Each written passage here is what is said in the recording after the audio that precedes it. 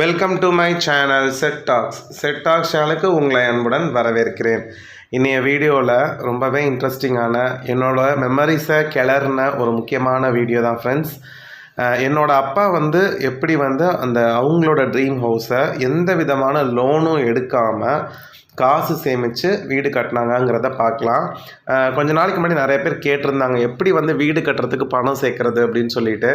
So எங்கள் அப்பா சேர்த்த விதத்தை உங்களுக்கு ஷேர் பண்ணால் உங்களுக்கு எனக்கும் சரி உங்களுக்கும் சரி யூஸ்ஃபுல்லாக இருக்கும்ட்டு தான் அதை ஷேர் பண்ணுறேன். அந்த சம்பளத்துக்கு அந்த காலத்தில் இருக்கக்கூடிய ரேட்டுக்கு தகுந்த மாதிரி எப்படி சேமித்தாங்களோ அதே மாதிரி பிரின்சிபல்ஸை மட்டும் நம்ம எடுத்துகிட்டு இந்த காலத்துக்கு ஏற்ற சம்பளத்துக்கு ஏற்ற நம்ம கட்டப்போகிற வீட்டுக்கான அமௌண்ட் எவ்வளோ வருங்கிறதெல்லாம் கணிச்சிட்டு நம்ம அழகாக சேமிக்கலாம். எதையுமே பிளான் பண்ணோம் அப்படின்னா வடிவேல் சார் சொன்ன மாதிரி கண்டிப்பாக நம்மளாலையும் ஜெயிக்க முடியும்.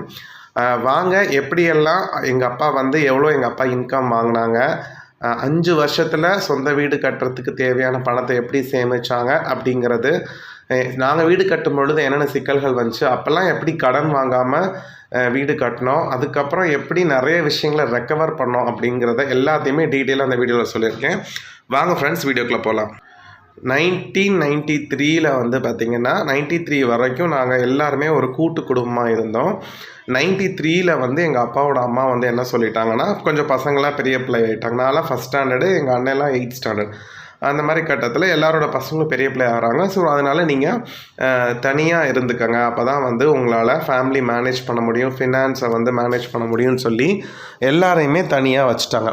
அப்போ எங்கள் பெரியப்பா ஒரு வீட்டில், எங்கள் சித்தப்பா ஒரு வீட்டில், நாங்கள் ஒரு வீட்டில்னு சொல்லிட்டு எல்லாமே தனித்தனி வீட்டுக்கு வந்துட்டோம்.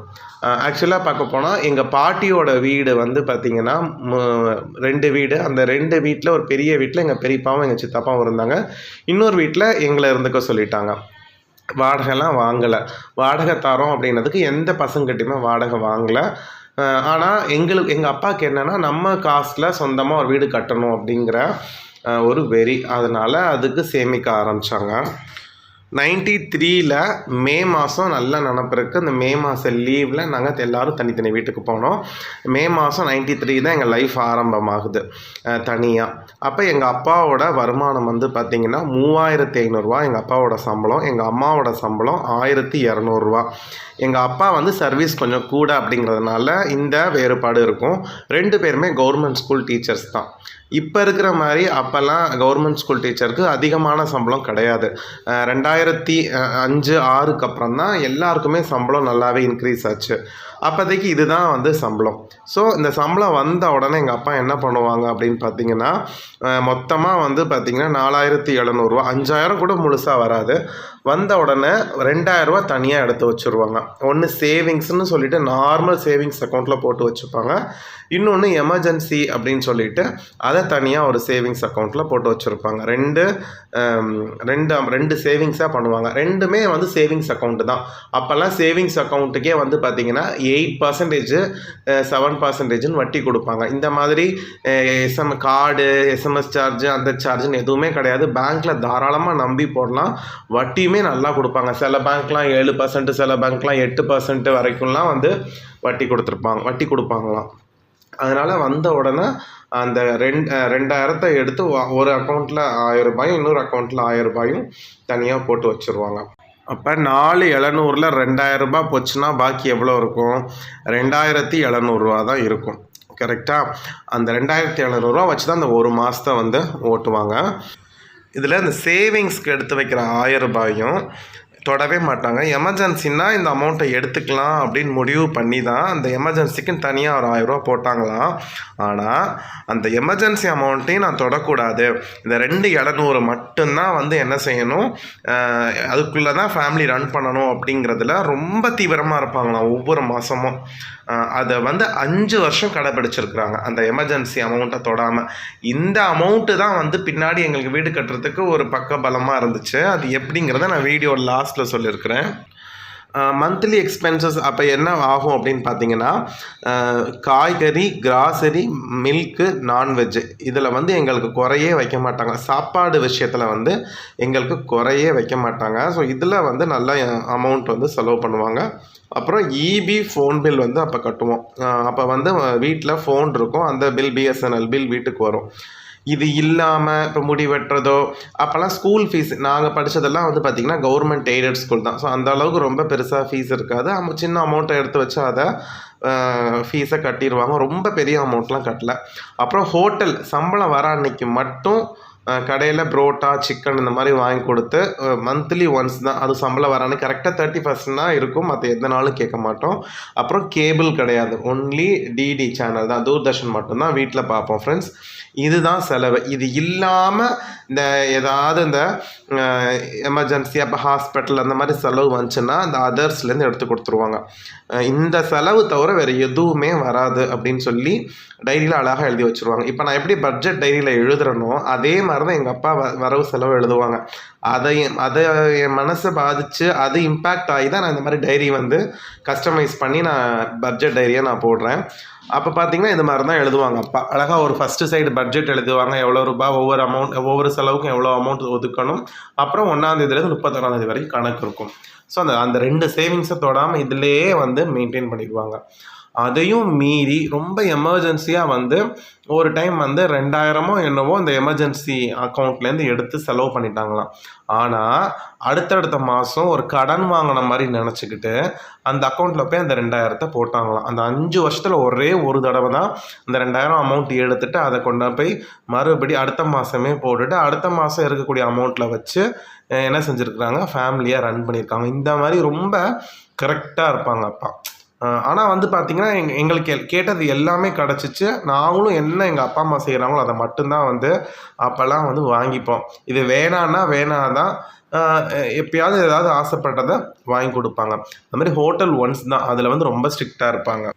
அப்புறம் இந்த சம்பளம் வந்து கொஞ்சம் பத்தாவது, சேவிங்ஸ் அதிகப்படுத்தணும்னா பார்ட் டைம் ஜாப் செஞ்சு தான் ஆகணும்னு சொல்லிட்டு 3 விஷயம் பண்ணாங்க அப்பா. என்னென்னா டியூஷன் எடுப்பாங்க, ₹1 ஃபீஸ் வாங்குவாங்க. எனக்கு நல்லா விவரம் தெரிஞ்சு கிட்டத்தட்ட அத்தனை பேர் படிப்பாங்க. ஏன்னா அப்போல்லாம் வந்து ₹10 ₹20 வெளியில் டியூஷன் வாங்குவாங்க. ஆனால் அப்பா வந்து ₹1 மேக்ஸிமம் ₹5 வாங்குவாங்க. அதனால் பார்த்திங்கன்னா எங்கள் வீட்டில் அவ்வளோ கூட்டம் இருக்கும் டியூஷனுக்கு.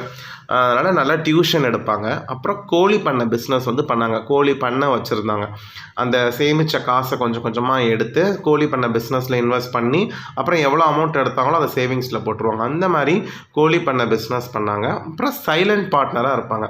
அதாவது எப்படின்னா அவங்க ஃப்ரெண்டு யாராவது வந்து பிஸ்னஸ் பண்ணுறாங்கன்னு வச்சுக்கோங்களேன், அவங்க வந்து ஒரு 50,000 போட்டு ஒரு பிஸ்னஸ் பண்ணுறாங்க அப்படின்னா அவங்கள்ட்ட ஒரு 5,000 10,000 அப்பாட்ட வாங்குவாங்க. அவங்க என்ன பண்ணுவாங்கன்னா அந்த அமௌண்ட் எவ்வளோ வாங்கினாங்களோ அதுக்கேற்ற மாதிரி ஒரு அமௌண்ட்டை அவங்க லாபத்தில் அந்த பங்கை வந்து என்ன செஞ்சுருவாங்க, அப்பா கொடுத்துருவாங்க. அந்த பிஸ்னஸ் அவங்க க்ளோஸ் பண்ணுறாங்கன்னு வச்சுக்கோங்களேன், அப்போ எவ்வளோ அமௌண்ட் கொடுத்தோமோ அந்த அமௌண்ட்டை ரிட்டர்ன் பண்ணிடுவாங்க. இந்த மாதிரி சைலண்ட் பார்ட்னராக இருப்பாங்க. அப்போ வந்து நிறையா பேர் அப்பாவோட ஃப்ரெண்ட்ஸ் வந்து பிஸ்னஸ் பண்ணாங்க. 1 வருஷத்துக்கு 2 வருஷத்துக்கு சின்ன சின்ன பிஸ்னஸ் பண்ணுவாங்க. இப்போ வந்து நீங்கள் அவங்க ஒரு 50,000 போடுறாங்க, இல்லை ஒரு 70,000 போடுறாங்கன்னா அப்போ வந்து ஒரு 10,000 கொடுப்பாங்க. 10,000 கொடுத்தாங்கன்னா இப்போ 70,000க்கு 10,000 கொடுக்குறாங்கன்னா அந்த வருஷம் லாபத்தில் இல்லை அந்த மாத லாபத்தில் எவ்வளோ வருதோ அதை 7ல் ஒரு பங்கு அப்பாவுக்கு வந்து கொடுத்துருவாங்க. ஏன்னா அவங்க இன்வெஸ்ட் பண்ணியிருக்கிறதுனால. இதில் வந்து ரொம்ப சின்ன பிஸ்னஸில் தான் வந்து இன்வெஸ்ட் பண்ணாங்க. அதுலேருந்து ஒரு அமௌண்ட் வரும். இந்த மாதிரியெல்லாம் வந்து என்ன செஞ்சுருக்குறாங்க, பார்ட் டைம் பிஸ்னஸ், அதாவது எக்ஸ்ட்ரா இன்கம் வந்து ஏர்ன் பண்ணியிருக்காங்க. இதை வந்து தனியாக சேமிச்சுட்டு வருவாங்க. இதில் கிடைக்கக்கூடிய லாபத்தெல்லாம் தனியாக சேமித்து வச்சு அதை ஃபிக்ஸட் டெபாசிட்டில் போட்டு வச்சுருவாங்களாம். ஸோ 93லேருந்து 98 இந்த 5 வருஷத்தில் அப்பாவோட டோட்டல் சேவிங்ஸ் எவ்வளோ இருந்துச்சு அப்படின்னு பார்த்தீங்கன்னா ₹1,15,000. ஸோ அந்த 5 வருஷத்தில் ₹1,15,000ங்கிறது இன்றைக்கி சின்ன அமௌண்ட்டாக இருக்கலாம். அன்னைய காலகட்டத்துக்கு இது மிகப்பெரிய அமௌண்ட்டு. 5 வருஷத்தில் ₹1,00,000 சேர்த்துருக்காங்க அப்படின்னா இவங்க லட்சாதிபதினா அவ்வளோ மதிப்பு அந்த அமௌண்ட்டுக்கெலாம். அதனால இது ஒரு பெரிய விஷயமா, பெரிய ஒரு அச்சீவ்மெண்ட்டாக வந்து அப்பா சொல்லுவாங்க. நான் 5 வருஷத்தில் ₹1,15,000 சேர்த்துருக்கேன் அப்படின்னு. அப்போனா சம்பளம்லாம் இன்க்ரீஸ் ஆகாதான்னு கேட்பேன். அப்போல்லாம் வந்து பார்த்திங்கன்னா ₹100 ₹200 அந்த மாதிரி தான் வந்து கவர்மெண்ட்டில் சம்பளம் வந்து இன்க்ரீஸ் ஆகுமா. அந்த இன்க்ரீஸ் ஆன சம்பளத்தையும் என்ன பண்ணிடுவாங்களாம், சேவிங்ஸில் தான் வந்து போட்டுருவாங்களாம். பழைய சம்பளத்தையே நினச்சிட்டு அப்படி தான் வந்து ஃபேமிலி ரன் பண்ணியிருக்கிறாங்க. ஸோ இந்த 5 வருஷத்தில் ₹1,15,000 கையில் சேவிங்ஸில் அவங்கள்ட்ட இருக்குது மொத்தமாக. அதுக்கப்புறம் என்ன பண்ணாங்க அப்படின்னா, இந்த சேவிங்ஸ் அப்படிங்கிறது என்னென்னா இப்போ ₹1000 எமர்ஜென்சி இல்லாமல் நான் சொல்கிற எக்ஸ்ட்ரா இன்கமாக வந்த சேவிங்ஸு ப்ளஸ் மாதம் எடுத்து வைக்கிற அமௌண்ட் இதெல்லாமே சேர்த்து தான் அந்த ₹1,15,000 சேவிங்ஸ். அந்த எமர்ஜென்சி ஃபண்டு வந்து இதெல்லாம் சேர்க்கல, அது தனியாக இருக்குது. 1,15,000 சேர்த்தோன்னே என்ன பண்ணாங்கன்னா 60க்கு 40 அடி, அதாவது 60 அடி நீளம் 40 அடி அகலம், இந்த அளவில் உள்ள ஒரு பிளாட்டு வந்து நல்ல இடத்துல விலைக்கு வந்துச்சு. அதை வந்து பார்த்திங்கன்னா 42,000 ரெஜிஸ்ட்ரேஷன்லாம் சேர்த்து 42,000 கொடுத்தா அந்த பிளாட் நம்ம சொந்தமாக்கிக்கலாம் அப்படின்னு வந்துச்சு. அப்போ அவ்வளோதான் வந்து அந்த 90s பீரியடில் இவ்வளோ தான் பிளாட்டோட மதிப்பு இருக்கும். சரின்னு சொல்லிட்டு ஒரு இடத்த ஃபஸ்ட்டு வாங்கிடலாம் அப்படின்னு சொல்லிட்டு 42,000 இடம் வாங்கியிருக்காங்க. பாக்கி அவங்க கையில் 73,000 கையில் இருந்திருக்கு. ஸோ இடம் வாங்கி பத்திரம் பண்ணியாச்சு கரெக்டாக 5 வருஷத்தில் 98. அதுக்கப்புறம் நம்ம வீடு கட்டலாம் அப்படின்னு சொல்லிட்டு எங்கள் அப்பாவோட ஃப்ரெண்டு ஒருத்தர் தான் வீடு கட்டி கொடுத்தாரு. அவர் வந்து எஸ்டிமேஷன் போடுறாரு. 2 BHK தான், ஒரு ஹாலு, 2 ரூமு, ஒரு kitchen, dining hall, toilet, bathroom, மாடி வீடு. பார்த்திங்கன்னா அவர் எஸ்டிமேஷன் போடுறார் 2,75,000 வரும் அப்படின்னு சொல்கிறாங்க. ஆக்சுவலாக பார்க்க போனீங்கன்னா 2,75,000 சொன்னாங்க. ஆனால் வேலை செய்ய வந்து பார்த்திங்கன்னா அது ஆக்சுவல் எக்ஸ்பெண்டிச்சர் தாண்டிருச்சு. 2.25 லட்சம் சொன்னாங்க. ஆனால் 3 லட்ச ரூபா வந்து வரும் அப்படின்னு வீடு கட்டி ஒரு 3 மாதம் 4 மாதத்தில் சொல்லிட்டாங்க. அப்போ என்ன பண்ணாங்க, சில ஒர்க்கை வந்து ஸ்டாப் பண்ணிடுவோம், ஏன்னா அவ்வளோ கையில் பணம் இல்லை. அப்போ அதாவது மேலே ஆர்டிக்கல் போடுவாங்க இல்லையா, அது போட வேணாம். அப்புறம் அந்த ஃப்ரண்ட் எலிவேஷன், வீடுக்கு முன்னாடி அந்த காலத்துலலாம் கிரைனைட் ஊட்டுவாங்க, அந்த ஒர்க்கை முடிச்சிடுவோம். ஏன்னா அந்த டெயில்ஸ் தான் ரொம்ப அப்போல்லாம் ரேட்டு ஜாஸ்தி. அந்த ஒர்க்கை மட்டும் அப்புறமா பார்த்துக்கலாம், மற்றபடி மற்ற எல்லா ஒர்க்கை முடிக்க எவ்வளோ ஆகும்னு ஃபைனலாக பார்க்குறப்ப 3,10,000 இந்த 2 ஒர்க்கு பாக்கி இல்லாமல் மாடியில் ஆர்டிக்கல் போடல, ஃப்ரண்ட் எலிவேஷனுக்கான டைல்ஸ் ஓட்டல, மற்ற எல்லா வேலையும் பெயிண்டிங், எலக்ட்ரிக் எல்லா வேலையும் கம்ப்ளீட்டாக முடிச்சாச்சு. ஸோ இதுக்கு 3,10,000 வந்து அமௌண்ட் வந்து ஆகிடுச்சு. இந்த 3,10,000 அவங்களுக்கு நம்ம செட்டில் பண்ணணும். ஃபஸ்ட்டு வந்து 1 லட்சம், அப்புறம் 60,000 அந்த மாதிரி கொடுத்துருக்காங்க. எப்படி இந்த 3,10,000 லோனே எடுக்காமல் கரெக்டாக பரட்டினாங்கங்கிறத டீட்டெயிலாக எழுதி வச்சுருந்தாங்க. நான் அதை கரெக்டாக நான் உங்களுக்கு டைப் பண்ணி வச்சுருக்கேன். இப்போ எப்படின்னு பாருங்கள். ஆக்சுவலாக பேலன்ஸ் சேவிங்ஸ் ஒரு 72,000 இருந்துச்சா, அந்த அமௌண்ட்டை அந்த பிளாட் வாங்கினது மிச்சம் போக 72,000 அந்த அமௌண்ட்டை போட்டு வீடு கட்டுறதை ஸ்டார்ட் பண்ணிட்டாங்க. பேஸ்மெண்ட்டெல்லாம் போட்டு ஸ்டார்ட் பண்ணிட்டாங்க. அம்மாவோட கோல்டு ஜுவல், அம்மாக்கிட்ட ரொம்ப நகை இல்லை, கொஞ்சம் நகை இருந்துச்சு. அந்த நகை என்ன பண்ணிட்டாங்கன்னா, அம்மா அடகெல்லாம் வைக்க வேணால் கம்ப்ளீட்டாக விற்றுருங்க அப்படின்னு சொல்லிட்டாங்க. பின்னாடி வாங்கிக்கலாம். ஏன்னா அம்மா வந்து பெருசாக நகை போட மாட்டாங்க, வச்சுருந்ததும் கம்மி தான். அப்பா தான் கல்யாணத்துக்கு படுறது இல்லாமல் அப்பா கொஞ்சம் நகை வாங்கி கொடுத்துருந்தாங்க. அதெல்லாம் எல்லாமே விற்றாச்சு. விற்றதில் 23,000 வந்து கிடச்சிச்சு. அப்போ பாருங்கள், எவ்வளோ நகை விற்று வெறும் 23,000 தான். அப்போ ரேட்டு வந்து அப்போ கம்மி, 400 தான் கிராம், எனக்கு விவரம் தெரிஞ்சு. அப்புறம் பிஎஃப் அமௌண்ட்டு, அப்பா சம்பளத்தில் அதிகமாக பிஎஃப் போடுவாங்க. இப்போ 3,500 வாங்குறாங்க அப்படின்னா மாதம் பிஎஃப் வந்து 2,000 கட்டுவாங்களாம். அந்த 2,000 பிடித்தம் போக தான் மிச்ச அமௌண்ட்டு சம்பளமாக அவங்க வாங்கிட்டு வராங்க. எல்லாரும் 1,000 போடுவாங்களாம், அப்பா மட்டும் 2,000 கட்டுவாங்களாம். அதாவது சேவிங்ஸ் ஜாஸ்தியாக இருக்கணும் அப்படின்னு. அப்போல்லாம் கவர்மெண்ட் ஸ்டாஃப் அவங்க அப்போ வந்து எவ்வளோ அமௌண்ட் அவங்க மேக்ஸிமம் இவ்வளோ அமௌண்ட் கட்டலாம், மினிமம் இவ்வளோ அமௌண்ட் இருக்குன்னு ரேஞ்ச் இருக்கும். அதில் எவ்வளோ நாளும் கட்டிக்கலாம். அப்பா வந்து எவ்வளோ மேக்ஸிமமோ அவ்வளோ கட்டிடுவாங்களாம். அதனால அப்பாவோட பிஎஃப் அமௌண்ட் வந்து கொஞ்சம் நிறையாவே இருந்திருக்கு. அதில் 70% வரைக்கும் எடுத்துக்கலாம். எடுத்துகிட்டு ஆனால் மறுபடி கட்டணும். அதனால் என்ன 70% நம்ம கொடுத்துருவாங்க, மிச்சம் 30% தான் ரிட்டையர்ட் ஆகிறப்ப கிடைக்கும். அதனால் 70% எவ்வளவு அந்த 98 அப்படின்னு பார்த்தீங்கன்னா 98 வரைக்கும்னா அப்பாவுக்கு சர்வீஸ் ஜாஸ்தி. 71 வேலைக்கு போயிட்டாங்க. அப்போ 1971 வேலைக்கு போயிட்டாங்க.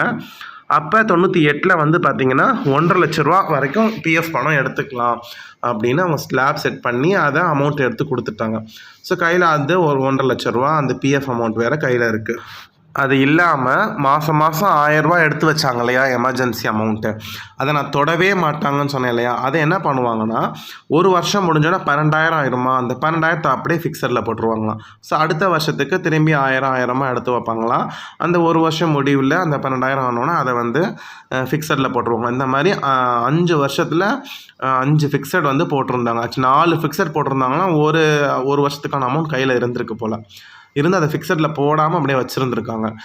அப்போ என்ன ஆகிடுக்கு அப்படின்னு பார்த்தீங்கன்னா, சரி அந்த அமௌண்ட்டை எடுத்துடலாம், இப்போ ஒரு வீடு கட்ட தானே யூஸ் ஆகுது அப்படின்னு சொல்லிட்டு அந்த அமௌண்ட்டையும் எடுத்தப்ப அதில் வந்து ஒரு 68,000 69,000 இருந்துச்சான். சரி, இப்போ 3,10,000 தேவைங்கிறதுனால அந்த அமௌண்ட்லேருந்து ஒரு 65,000 எடுத்து இந்த 3,10,000 கொடுத்து செட்டில் பண்ணிட்டாங்க. வீடு கட்டி முடிச்சப்ப எல்லா அமௌண்ட்டும் செட்டில்டு.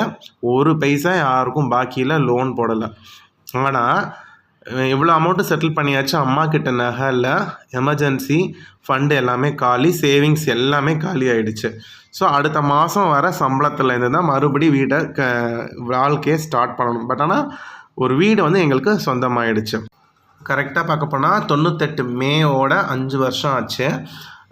அந்த 98 நவம்பர் மாதம் இந்த மாதிரி அந்த மேலேருந்து அந்த நவம்பருக்குள்ளே இடம் வாங்கியாச்சு. அந்த நவம்பர் மாதம் கட்ட ஆரம்பிச்சிருக்காங்க வீடு. கம்ப்ளீட் ஆனது மே 99. அதாவது கிட்டத்தட்ட நவம்பர்னா டிசம்பர், ஜனவரி, பிப்ரவரி, மார்ச், ஏப்ரல், மே 6 மாதத்தில் வீடு கட்டி கிரகப்பிரவேசம் பண்ணிட்டோம். எங்கிட்ட இருந்த எல்லா சேவிங்ஸும் போயிடுச்சு. பட் ஆனால் வீடு வந்து சொந்தமாகிடுச்சு. ஓகே, இப்போ வீடு நமக்கு வந்துருச்சு, லோன் இல்லாமல் நம்ம வீடை கட்டிட்டோம், கடன் இல்லை அப்படின்னு நினச்சி சும்மா இருக்கக்கூடாதுன்னு சொல்லி எங்கள் அப்பா என்ன சொன்னாங்க எங்ககிட்ட, புது வீட்டுக்கு போனோன்னே இனிதான் மறுபடியும் நம்மக்கிட்ட சேவிங்ஸ் இன்க்ரீஸ் பண்ணணும். அம்மாவோட நகையை நம்ம என்ன செய்யணும், எவ்வளோ நகை அம்மா கொடுத்துருக்காங்களோ அதை விட டபுளாக அம்மாவுக்கு வாங்கி கொடுக்கணும். நம்ம எடுத்த சேவிங்ஸ் எல்லாமே ரீப்ளேஸ் பண்ணிடணும் அப்படின்னு சொல்லி எங்ககிட்ட சொல்கிறாங்க. நாங்கள் புது வீட்டில் வச்சுட்டு கரெக்டாக ஜூன் 1 சொல்கிறாங்க. அப்போ நான் 8th படிக்கிறேன். அதுக்கப்புறம் அப்பா வந்து என்ன சொல்கிறாங்களோ அதை கேட்போம். சொல்லுவாங்க, கரண்ட் பில், ஈவி பில் கூட வரக்கூடாது, நல்லா சாப்பிடுங்க, தப்பு கிடையாது, ஆனால் ஈவி பில்லில் கொண்டு போய் நம்ம பணத்தை வேஸ்ட் பண்ணக்கூடாதுன்னு சொல்லி நிறைய மணி மேனேஜ்மெண்ட் டிப்ஸ் சொல்லுவாங்க. நாங்கள் அப்படியே என்ன பண்ண ஆரம்பித்தோன்னா எங்கள் அப்பா என்ன சொல்கிறாங்களோ அதை கேட்க ஆரம்பித்தோம். அதே மாதிரி டியூஷன் எடுத்தாங்க. ஆனால் அந்த கோழி பண்ண பிஸ்னஸ் வந்து மட்டும் விட்டுட்டாங்க. ஏன்னா அந்த கோழி பண்ண பிஸ்னஸ் பண்ண அந்த இடத்த தான் வாங்கினாங்க சொந்தமாக. அதனால் இனி வேறு இடத்துல பண்ண வேணான்னு சொல்லிட்டு டியூஷன் எடுத்தாங்க. அப்புறம் அந்த சைலண்ட் பார்ட்னராக இருந்தாங்கன்னு சொன்னேன் இல்லையா, அதில் இருந்துமே விலகிட்டாங்க. ஓகே போதும் அப்படின்னு சொல்லிட்டு. ஸோ டியூஷன் மட்டும் எடுத்துகிட்டு இருந்தாங்க. அதுக்கப்புறம் கொஞ்சம் அந்த 5 வருஷத்தில் கொஞ்சம் சம்பளம் இன்க்ரீஸ் ஆகிருக்கும் இல்லையா, அந்த இன்க்ரீஸ் ஆன சம்பளம், டியூஷன் எடுத்த காசு, இதெல்லாமே வந்து என்ன பண்ணிட்டாங்கன்னா கொஞ்சம் கொஞ்சமாக சேர்த்து வச்சு ரொம்ப சிக்கனமாக இருந்தோம். கரெக்டாக ஃபஸ்ட்டு விஷயம் என்ன பண்ணாங்கன்னா, மே 99 இந்த புது வீட்டுக்கு நாங்கள் போனோம் இல்லையா, அந்த மே 99 புது வீட்டுக்கு போகிறோம். அடுத்த ஜூன் 2000 அந்த ஒரு வருஷத்தில் காசை சேர்த்து மெயினாக அம்மாவோட எவ்வளோ நகை கொடுத்தாங்களோ, ஐ மீன் 15 பவுனம் ஏதோ கொடுத்தாங்க. ஆனால் அப்பா வந்து 25 பவுனம் 28 பவுனம் கொஞ்சம் அதிகமாகவே எவ்வளோ நகை கொடுத்தாங்களோ அதை விட அதிகமாக நகை வந்து அம்மாவுக்கு எடுத்து கொடுத்தாங்க. அதுக்கப்புறம் என்ன பண்ணாங்க, அந்த நகை எடுத்து கொடுத்ததுக்கப்புறம் பிஎஃப் வந்து இன்னும் அதிகமாக சேர்க்க ஆரம்பித்தாங்க. ஏன்னா அப்போ தான் வந்து எங்களோட ஹையர் எஜுகேஷனுக்கு எங்களோட கல்யாணத்துக்கு பணம் அதிகமாக செட்டில்மெண்ட் கிடைக்கும், ரிட்டையர்மெண்ட் ஆனதுக்கப்புறம் பல்க் அமௌண்ட் நல்லா கிடைக்கும்னு சொல்லிட்டு அந்த பிஎஃப் போடுறத வந்து அதிகப்படுத்திட்டாங்க. அப்போ கொஞ்சம் சம்பளம் நல்லா இன்க்ரீஸ் ஆகிடுச்சு அந்த ஸ்டேஜில். ஆனாலுமே நாங்கள் வந்து 3000-4000 ரூபாய்க்குள்ள தான் வந்து ஃபேமிலி ரன் பண்ண ஆரம்பிச்சிட்டோம். ஏன் இதை சொல்ல வரோம் அப்படின்னா, ஒரு வீடு கட்டிட்டோன்னு சொல்லிட்டு அப்படியே அசால்ட்டாக இருந்துடக்கூடாது, சேவிங்ஸை இன்க்ரீஸ் பண்ணணும் அப்படின்னு சொல்லி அதை எங்ககிட்ட இன்சிஸ்ட் பண்ணிகிட்டே இருப்பாங்க. ஸோ அதே மாதிரி அழகாக 2008 அப்பா ரிட்டையர்ட் ஆகும் பொழுது அவங்க நினச்ச மாதிரியே நல்ல பெனிஃபிட்டோட நிறையா பிஎஃப் அமௌண்ட் அவங்க வாங்கினாங்க. அதே மாதிரி எங்களுக்குமே நல்லபடியாக எங்களை படிக்க வச்சு செட்டில் பண்ணாங்க. ஸோ இது வந்து உங்களுக்கு யூஸ்ஃபுல்லாக இருக்கும்னு நம்புகிறேன். ஸோ எனக்கு நிறைய மெமரிஸ் இந்த வீடியோ எடுக்கும் பொழுதே. ஸோ இந்த வீடியோ பிடிச்சிருந்துச்சுன்னா உங்கள் ஃப்ரெண்ட்ஸ்க்கு ஷேர் பண்ணுங்கள். வீடியோ ரொம்ப லென்த் ஆகிடுச்சு, சாரி. அடுத்த வீடியோவில் பார்க்கலாம். பாய்.